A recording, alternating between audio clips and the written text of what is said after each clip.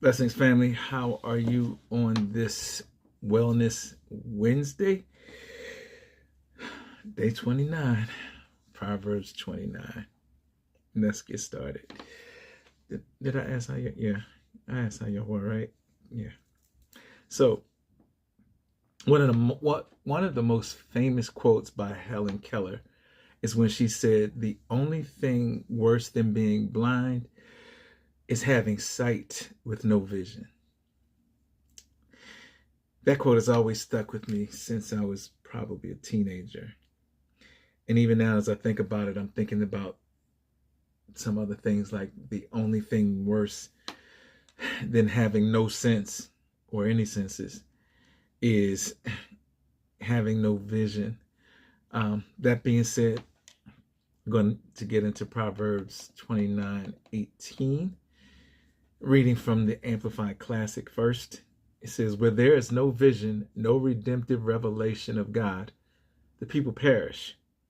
But he who keeps the law of God, which includes that of man, blessed, happy, fortunate, enviable is he or she." The Passion Translation. "Whereas there is no clear prophetic vision, people quickly wander astray.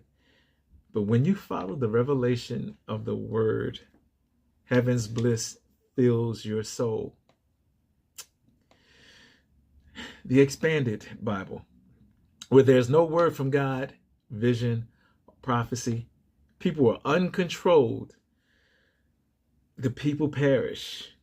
But those who obey what they have been taught, guard the law, they're happy, they're blessed."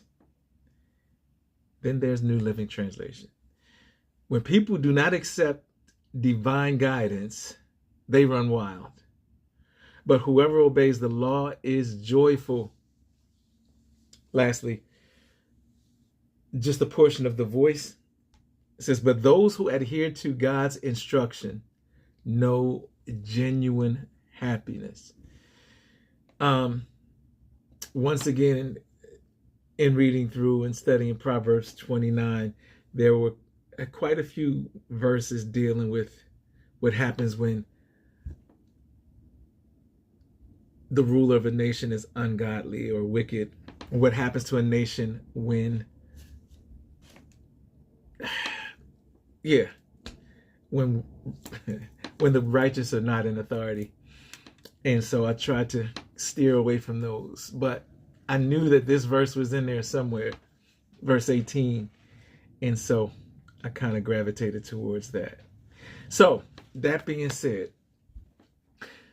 according to Bible Hub, it says the term chalzon, which is the Hebrew word for vision, primarily refers to a divine revelation or vision, often given to prophets as a means of conveying God's message to his people. It encompasses both the act of seeing and the content of what is seen, typically involving future events or divine truths. What's the truth? Anyway, in the Hebrew Bible, chalzon is used to describe the prophetic visions received by individuals such as Isaiah, Daniel, Joseph, and many others. And I want to just stop right there just to say, we all as believers have been called prophets, priests, and kings.